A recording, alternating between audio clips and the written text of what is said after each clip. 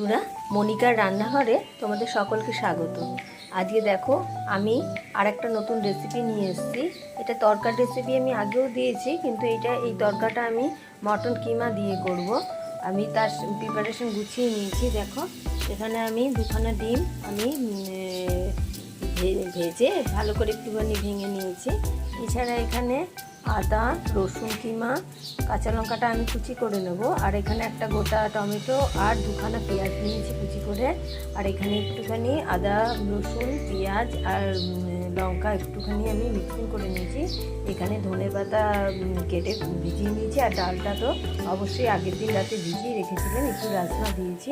তার সাথে আমি এটা সেদ্ধ করে সামান্য একটু মির্চিটা দিয়ে আমি সেদ্ধ করে 4টে সিটি দিয়ে আমি এটা সেদ্ধ করে রেখে দিয়েছি। 50 গ্রামের কাছে আমি মটন কিমা নিয়ে নিয়েছি। আমি কড়াই বসিয়ে দিয়েছি, কড়াইতে একটু এবার আমি প্রথমে আমি রসুন কিমাটা দিয়ে দিলাম। এরপরে আমি এই আদার কুচিটা দিয়ে দিচ্ছি আর লঙ্কার কুচিটা আমি দিয়ে দিচ্ছি। নাড়ার পর আমি পেঁয়াজ কুচিটা দিয়ে দেবো।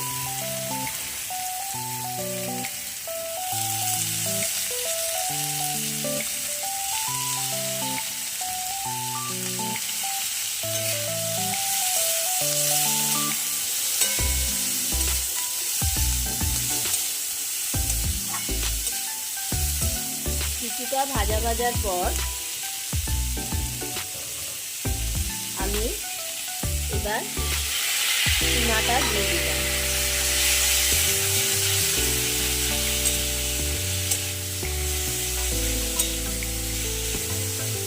কিমাতে আমি একটু চর্বি নিয়ে নিয়েছি, অল্প একটু।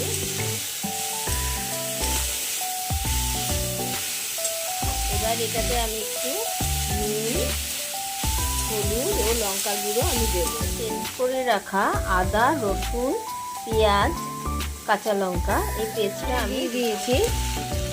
আর আমি এখানে কসুরি মেথিও 1 চামচ মতন আমি একটু জল দিয়ে দিয়েছি। দিয়ে এবার একটু আমি এটা কষিয়ে নেব।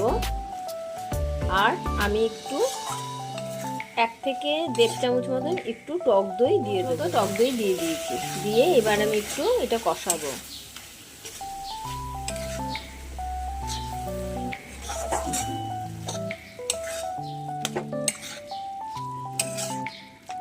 নুনটা আমি কিছু কম 1 চামচের মতন আমি দিয়েছি, কারণ আমি সেদ্ধর সময় ডালটা আমি সামান্য একটু লবণ দিয়ে এখানে তেল ছেড়ে দিয়েছে। এবার আমি ডালটা ছেড়ে দিলাম, একটু নেড়ে দিচ্ছি।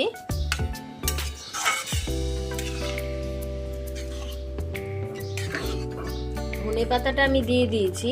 আর এখন ডিমের ভুজিয়াটা আমি ছড়িয়ে দিলাম।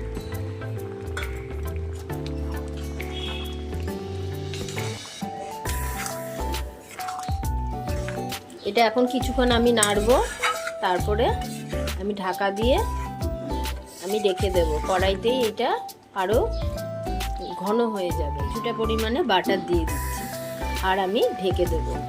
বাটারটা আপনারা আপনাদের খুশি অনুযায়ী দেবেন, আমি অল্পই দেই।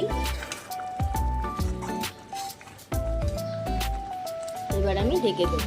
আমার এটা কমপ্লিট হয়ে গেছে। আশা করি ভিডিওটি ভালো লাগলে লাইক, কমেন্ট, শেয়ার ও সাবস্ক্রাইব করবেন।